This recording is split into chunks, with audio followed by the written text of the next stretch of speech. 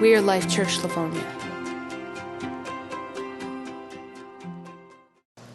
All right, good morning, Life Church. How is everyone today?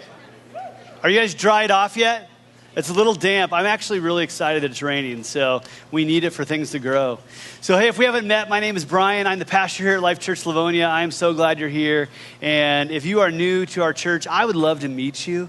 And so be brave, be bold. Come and find me after the service, and I'd love to just chat and just hear a little bit more about who you are, because we want this to be a place where you can come and not just attend, but actually become a place where we can be family with one another. And the way that begins is by sharing our name.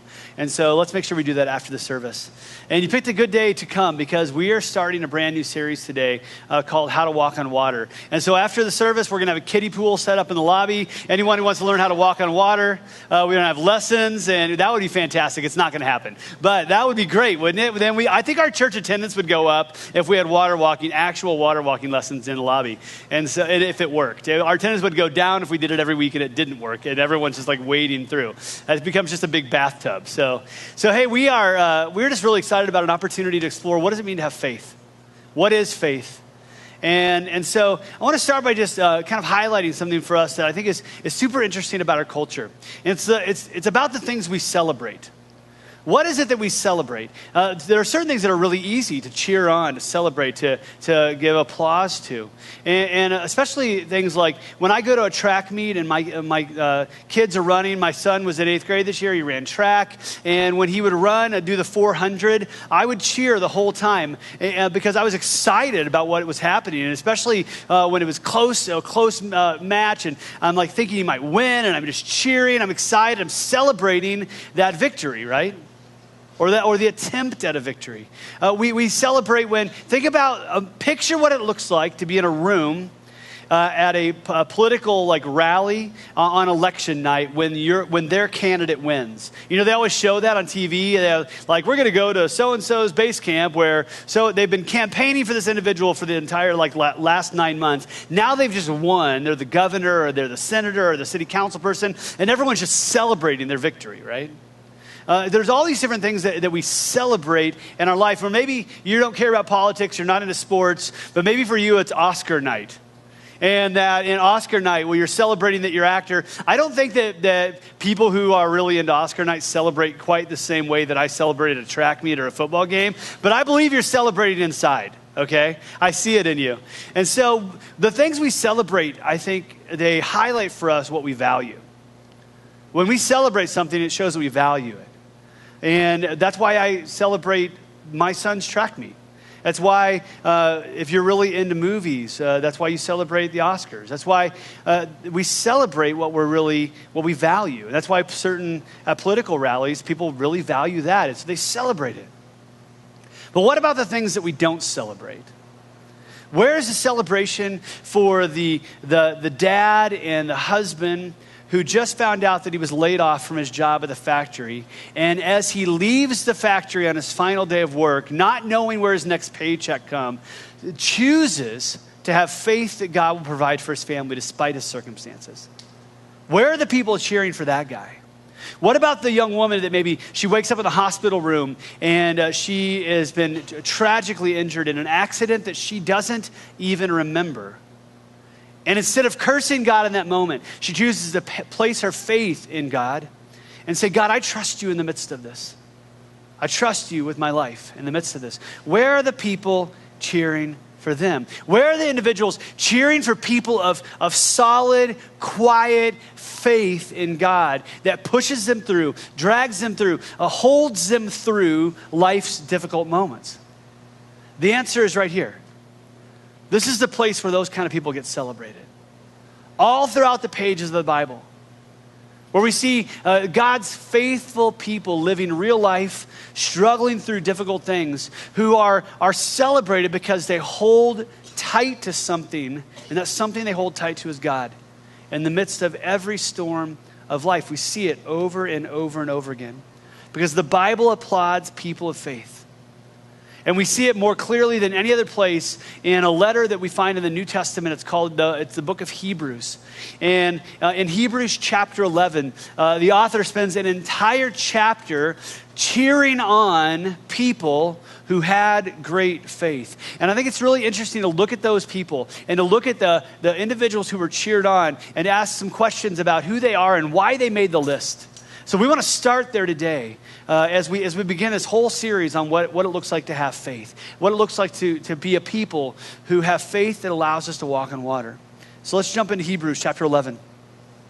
It says, "Now faith is confidence in what we hope for, and assurance about what we do not see. This is what the ancients were commended for. By faith, we understand that the universe was formed at God's command, so that what is seen was not made out of what was visible."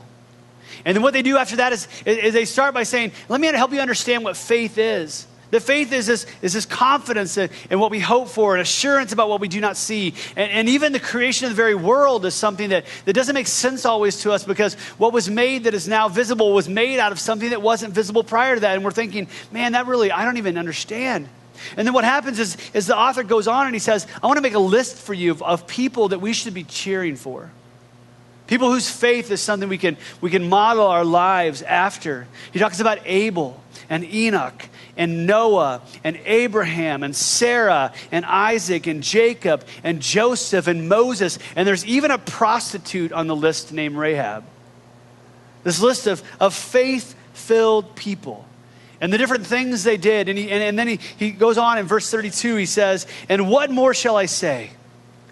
I do not have time to tell about Gideon, Barak, Samson, and Jephthah, about David and Samuel and the prophets, who through faith conquered kingdoms, administered justice, and gained what was promised, who shut the mouths of lions, quenched the fury of the flames, and escaped the edge of the sword, whose weakness was turned into strength." I love that line. Whose weakness was turned into strength. "And who became powerful in battle and routed foreign armies. Women received back their dead, raised to life again. There were others who were tortured, refusing to be released so that they might gain an even better resurrection. Some faced jeers and flogging, and even chains and imprisonment. They were put to death by stoning. They were sawed in two, that's crazy. They were killed by the sword. They went about in sheepskins and goatskins, destitute, persecuted, and mistreated. The world was not worthy of them." I love that. The world was not worthy of them. They wandered in deserts and mountains, living in caves and in holes in the ground. These were the people that God's word is saying, these are the ones that are worthy of your cheers. The faithful people of God who pushed through even when life wasn't easy. These are the people that we should be cheering for. These are the ones that are held up as examples of faith. And the question that we have to ask is why? Why these people? Why were these the ones that, out of all the lists of biblical characters, why were these people the ones that the author of Hebrews chooses to hold up and say, these are the examples of what it looks like to have faith? The question becomes, is it because they were perfect? No, none of them were perfect. Was it because none of these people struggled in their faith? Absolutely not. We go through that list and we start actually looking at their life, we realize, oh my goodness, there are some people on this list that didn't just struggle a little bit, they struggled big time. And if we're not careful, passages like this could bring up a question for us where we say, well, what about the people who struggle with their faith? What about them? What about the individuals who have moments of weakness? What about the ones who have seasons of uncertainty? What about me? What about you? What about us? Because if we're not careful, we could read this list and not find ourselves in the list. And think that we have to be perfect and we're not allowed to struggle. And if we do, that somehow there's something wrong with us. Something broken in us. But here's the beautiful thing. All of those things we talked about, all the hard things, all the broken things, these people that were listed were those things too. All of them. Just in the additional list he gives there, and the people he talks about with Gideon and Barak and Samson and Jephthah and David and Samuel, all those guys, they had some seriously messed up stuff where they struggled deeply. And so this is what I want you to know today. If you ever struggle with uncertainties about faith, you'll find that you are not alone. You are not alone. You're not alone here in this place, here in this building, and you're not alone when it comes to the biblical story of God's faithful people, because the Bible is filled with people whose faith in God was tested when they faced the realities of life. It was pushed, it was stretched, and some of them, there's moments when they seem to abandon their faith, and other people you see like these moments of absolute, like unbelievable faith in God. But it's a mixed bag. Because this is real life. This isn't like this pure story of like perfect examples. This is real people meeting a real God, living a real life. That's what the Bible is. So the question for me is, what does it look like to live into a faith that is an honoring faith to God? What does it look like to become these kind of people? There's a story that we're going to look at next week during our sermon. And it tells the story of a guy named Peter. And many of you know who Peter was. He was one of the individuals who followed Jesus, one of the original inner core that followed Jesus. And we know that if you know Peter's story, that he was kind of a hot mess sometimes. Struggled back and forth, sometimes with doubt, sometimes with what felt like absolute certainty. But there's a story that we're going to look at next week where Peter and a bunch of the other disciples who are following Jesus are out in a boat, and the huge storm comes in and they're terrified. In the middle of the storm, Jesus comes just walking across the water. And in that moment, Peter's like, I want to do that. I want to have the kind of faith that allows me to step out of this boat and go to Jesus. And so he says, if it's really you, command me to come to you. And he's just like, well, come on, let's go. And we're going to talk about that story next week because he becomes a water walker in that moment. And how can we become people who have the confidence in God necessary to actually get out of the boat? Because I don't know if you know this, but if you want to walk on water, you actually have to get out of the boat.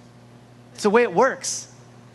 You can't exercise that kind of faith inside the safe comforts of your normal rhythm and your normal routine.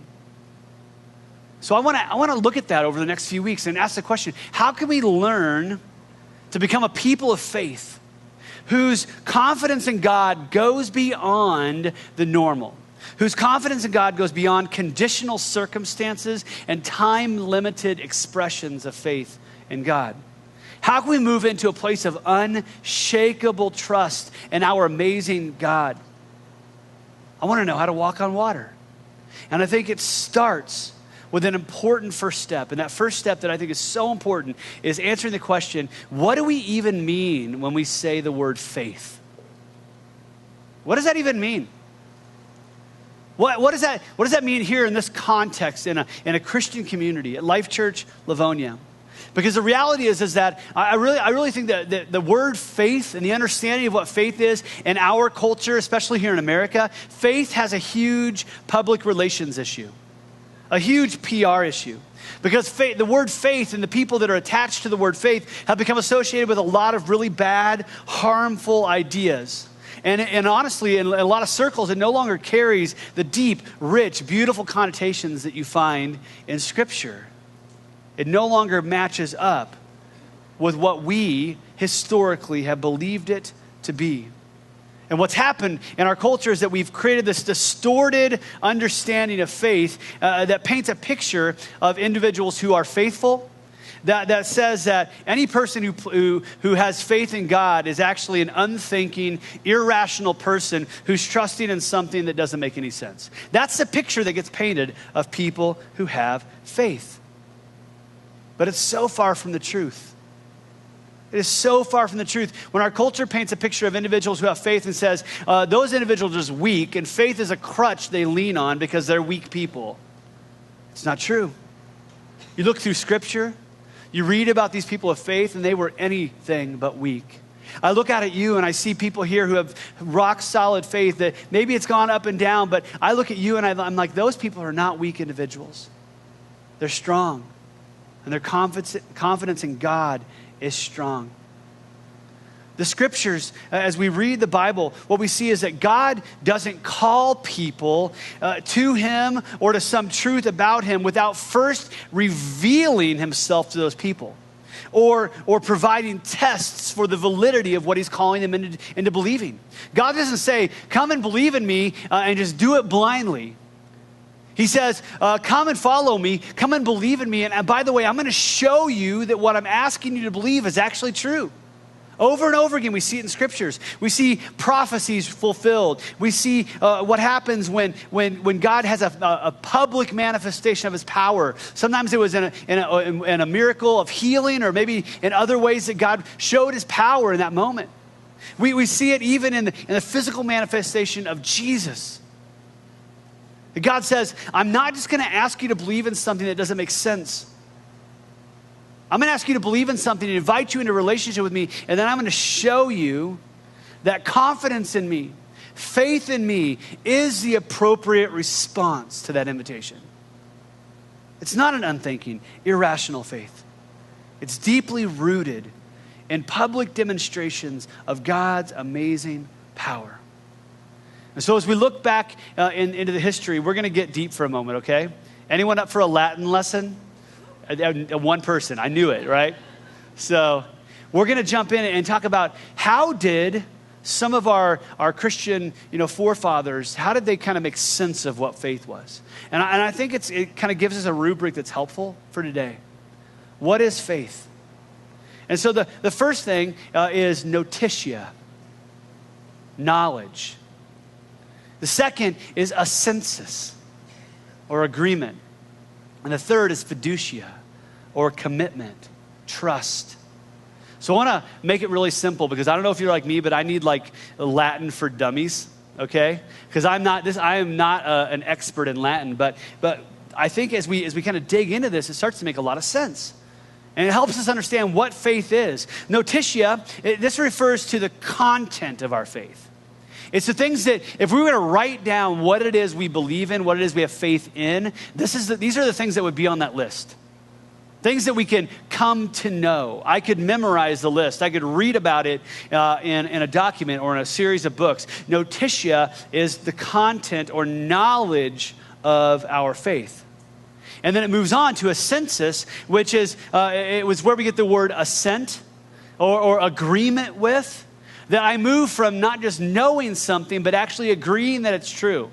Because I could read a document about an individual or about an organization, and I could take in all that knowledge, but I might not believe it's true. And when we move into a census, what we're saying is, I actually not only know it, but I agree with it. I agree with it.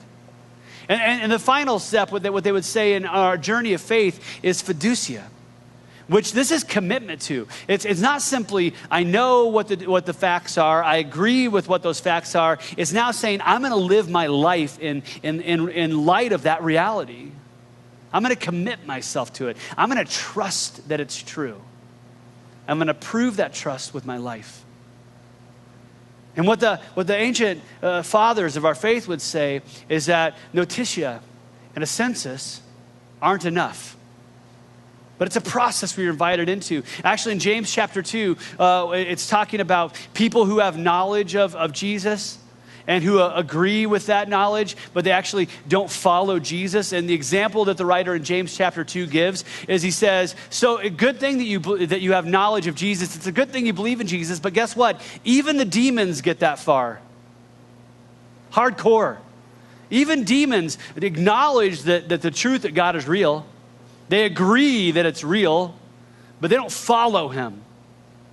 So there's steps to our faith.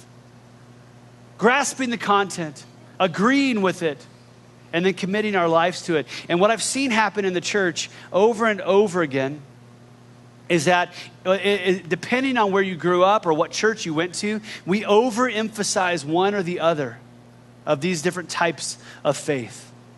Some faith communities, they overemphasize knowledge, and all it is knowledge. And it's this constant quest for knowledge without ever coming to a place where you even are forced to look at it and decide whether you agree. Or other places, they don't even give you the knowledge. They just want to kind of gloss over the facts and just ask for your agreement with it.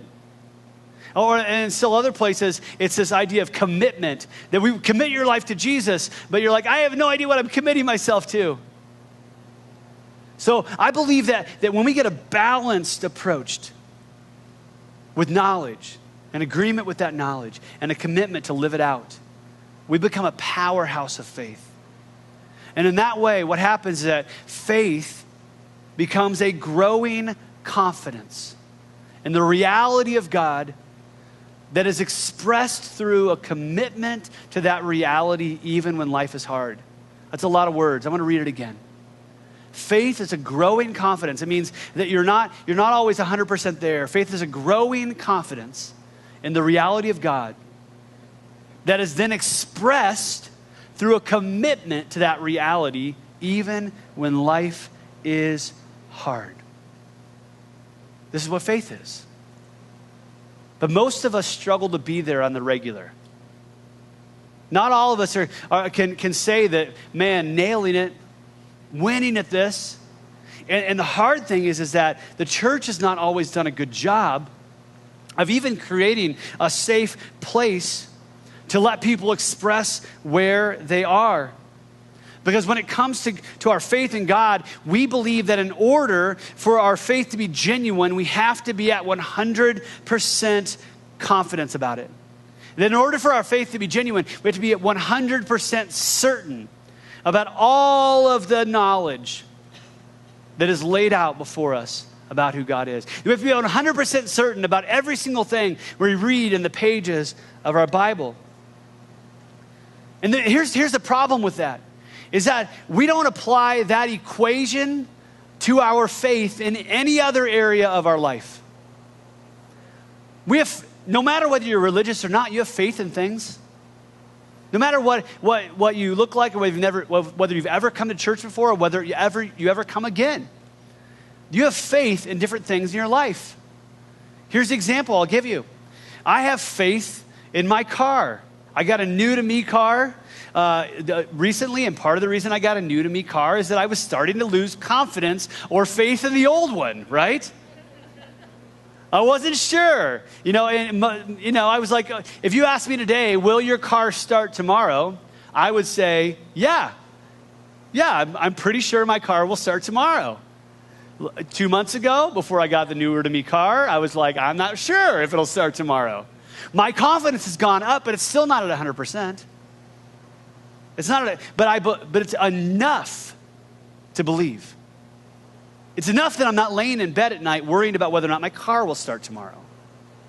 Because I don't need to be at 100% certainty about something to say I believe in it, to have faith in it, to have confidence in it, to trust that it will do what I need it to do. When it comes to our faith in God, we believe that we have to be at 100% certainty to have a genuineness to our faith, but we don't apply that equation to any other area of our life. Hebrews 11 says, now faith is confidence in what we hope for and assurance about what we do not see. This isn't 100% certainty. It almost never is. And we want to be a place here at Life Church Livonia. We want to be a place where you are given permission to be in process, growing in your confidence, increasing in your trust, but a place where you're given permission to be in process. When we say we want to be real people, meeting a real God, learning to live real life, we mean it. It's what our hope for, what we long for, where people understand that faith comes in stages, and we will always fall somewhere on a sliding scale of belief. This morning, as I was reading my news feed, I came across a story that wasn't even in my notes, but it perfectly highlights this. And it was a story about Michael and Lisa Gungor. And they were part of that, really made up one of the most popular Christian bands in the last decade and before that. And we sing some of their songs here. If you've been coming to church here for a while and you've sung the song Beautiful Things, you make beautiful things out of nothing, out of dust. You make beautiful things out of me. They wrote that song. If you've come to church at all over the last 5 to 10 years, you've probably heard some of their music.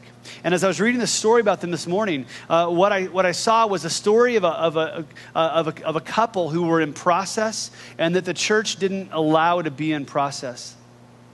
Michael especially came to a spot in his faith where he started to question some of the notitia, some of the knowledge that he'd been taught. He began to wonder if it was true, and he needed a place to process whether it was, to have a safe place where he could say, do I actually agree with this? Is this something I'm willing to commit myself to? Imagine what that would be like to be a worship leader, a person who's singing about faith, a model of what faith should be, and now you're questioning your faith.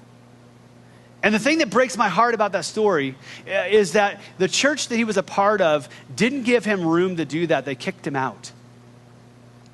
They kicked him out of the church.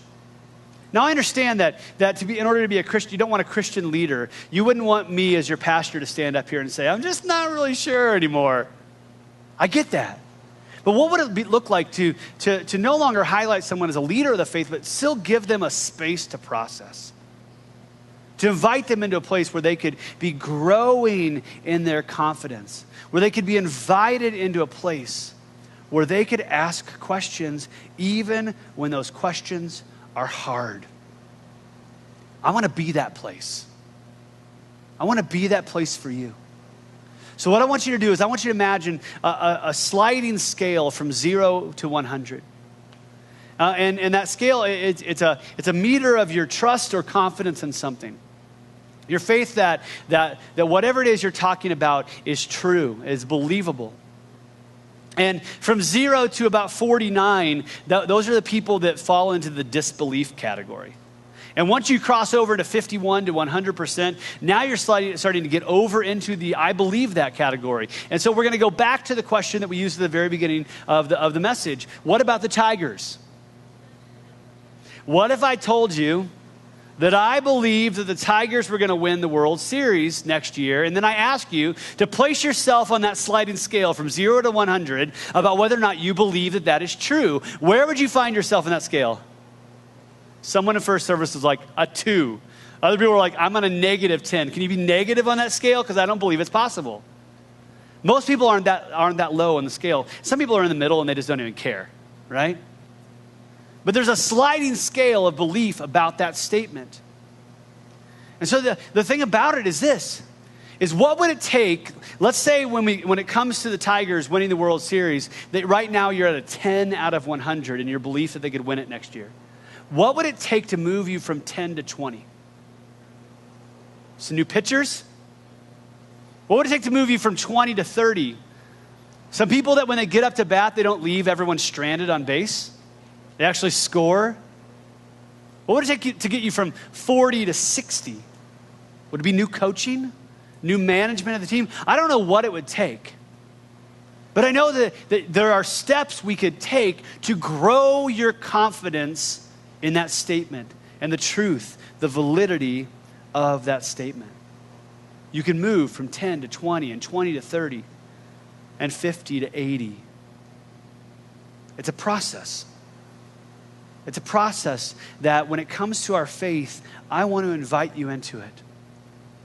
Whether or not you come here today, and if you put yourself in that sliding scale of confidence in God, if you've come here today and you're at like a 10, my hope is that throughout the course of the series and as you rub shoulders with people in this church, that you could move from a 10 to an 11. And then next month, you go from 11 to a 13. And at some point, you would have this realization that you don't even know how it happened or when it happened, but somehow, somewhere in your journey, you moved over the 50% line, and now you're thinking, I think I believe it. I actually believe, I have faith that this just might be true, and that develops into a growing confidence and trust in God. You do not have to be at 100% certainty to have genuine faith. Every person is on a journey with God in which their God confidence can be elevated, can grow, can be strengthened through intentional engagement with God and with God's people. And that's my hope for you. One step closer in your relationship with God. And my hope is that here at Life Church Livonia, you would be regularly exposed to people who are also on that journey. People who can say, listen to what God has done to increase my faith. Let me tell you a story of what happened to me last week. It was a faith-building exercise for me where I trusted God in this area and God showed up. Let me tell you the story about how we prayed for someone who needed healing last week after this service, and God delivered it. It happened. We need to be a place where we share those stories, because the ways that God shows me that I can have greater confidence in him are sometimes the ways that you need to hear for your confidence to increase. What if we became a place that shared those stories on a regular basis? What if we became a safe place for people to share their hopes, their doubts, and in so doing, find life in Jesus Christ? J.P. Moreland wrote a really great book about faith. And in there, he talks about how the church isn't always helpful. And he says, merely exhorting people to be more committed to God, to just have more faith, seldom produces greater confidence and dedicated trust in God. And then he says this, I love it. What is needed is a realistic picture of a flourishing life lived deeply in tune with God's kingdom. So just pause there for a moment. A realistic picture, not an I come to church and pretend like I have 100% confidence, but that I come to church and I just am honest about the fact that I'm at 80%. And I'm honest about the fact that I grew from 60% to 80% in the last 3 years, or that I grew from 30% to 40% in the last 10 years.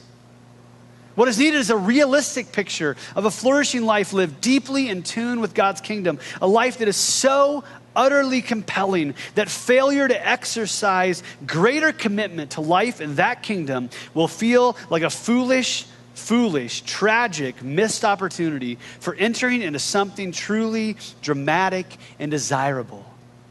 What if we became that kind of place? Filled with people whose faith is growing and our confidence in God is growing, and it's being done in such a way that people are looking at us from the outside in and saying, oh my goodness, like that. I want that. Whatever they have, I want that. That quiet confidence that we place in God that transforms our life. I want to be a part of that. And when you look from the outside in, you think, man, it would actually kind of be foolish of me not to join. Like, why would I not want to be I think that all the time. As I'm praying for our church and I'm thinking about what's next for us, all the time I think to myself, man, if I would go here, I'm the pastor, so I'm supposed to think that. But I think to myself, why would people not want to be a part of this? This is incredible. And part of it is that we haven't done a good job of letting people see how incredible it is. To receive forgiveness, to receive grace, to receive this awesome, incredible opportunity for God to restore us, to transform us, to rebuild us from something that was less than we were designed to be into exactly what we were designed to be. It's compelling and it's beautiful. God is inviting you, and God is inviting me into something incredible.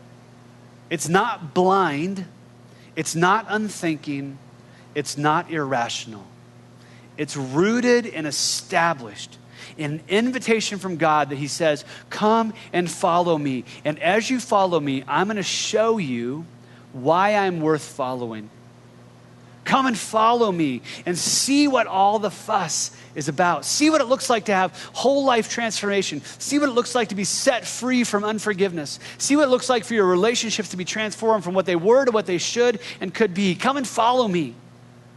And in so doing, find peace, find trust, find commitment, not just you committing your life to me, but me committing myself to you. Come and follow me and find life. Come and follow me and find mercy. Come and follow me and find yourself in a process where you have a growing confidence in who God is. Come and follow me and find something worth committing your life to. This is what faith is. And I would really love to wrap it up with a perfect little bow today and give you the next 5 steps for you personally. I would love it if I could put an equation up on the screen and say, if you want to step into a growing confidence with God, these are the exact steps that you need to take. But I'm not going to do that. I'm not going to do it not because I don't know how to get there, because I want to give you permission to be in process as you get there. And over the next few weeks in our series, what we're going to do is we're going to, one by one, start to address issues that are kind of barriers to you getting there. Next week, we're going to talk about pointing yourself in the right direction. That if you're going to be on a journey of faith, you actually have to be pointed in the right direction, or else you will never get to where you long to be. The week after that, we're going to address specific barriers to faith, intellectual barriers, emotional barriers, relational barriers to faith. But for this day, today, it's a simple invitation. An invitation to process. An invitation to follow Jesus so that he could show you that he's worth following. And so the next invitation for us today is the communion table. It's a place where we have an opportunity to put our confidence in God, our trust in God, that he is who he says he is. On the night that Jesus was betrayed, he sat down with his closest followers. Guys that had growing confidence in him, but confidence that wasn't at 100%, honestly. And as he sat with them in that space, he picked up a piece of bread and he broke it. And he said, "This is my body broken for you." And in the same way, after supper, he picked up a cup and he said, this cup that we're about to drink, it actually represents my blood poured out and a new promise, a new commitment from God to people. He said, as often as you eat the bread and you drink the cup, you proclaim what I've done and I'm about to do for you until I come again. As often as you eat the bread and you drink the cup, you're saying, I'm growing in my confidence, God. I'm growing. I'm growing in my faith in you. I'm reminding myself today, God, as I eat this and I drink this, and what it is that I actually believe. And what it is that's actually possible for me and what's possible for you, what's possible for me, is relationship with God through Jesus Christ. Because Jesus, he was the once and for all sacrifice for us that would enable us to be right with God. He said, all of your brokenness, all of your sin, all of your struggles, I'm going to pay the price for that. And as a result of that, I'm going to rip down the barrier that prevents you from being in a deep, close, beautiful relationship with God. And it's going to happen because of what this table represents. And so today it's an invitation to you. In a few moments, our ushers are going to come forward. They're going to pass out little crackers. They're gluten-free, so we want everyone to be able to participate. Little cups that have juice in it. And I want to invite you to participate if you're in a place of growing confidence in who Jesus is and what Jesus has done for you. And then during that time, our band is they're gonna play a song. It's a beautiful song about people that are on a journey of faith. And I'm so proud of them. It's a song that they wrote. This came out of who we are as Life Church Livonia. This isn't something we looked at another church and said, we're going to take that song, or another band, or we're going to take this song. This is them confessing through song that they're also on a journey. So I just want to invite you to join them, to join me on that journey today as we step into communion. Jesus, I just worship you in this place. God, I have a growing confidence that you are who you say you are. of a growing trust and all of the facts and the details of who you are, of a growing ability to be committed to that reality every day in my life. And I want to be in a better place even tomorrow and the day after that. And my hope is that every person here would take one step closer to you today. And so if you're here today and you are praying and you're wondering, you're struggling, my invitation right now in the quiet of your own heart is to simply say to God, I'm going to choose to take one step closer to you today. God, I choose one step. And tomorrow I'll take another. Jesus, I commit to you all my struggles. I'm honest with you right now about all my doubt. Today I choose one step. Today I choose you. In the name of Jesus, I pray.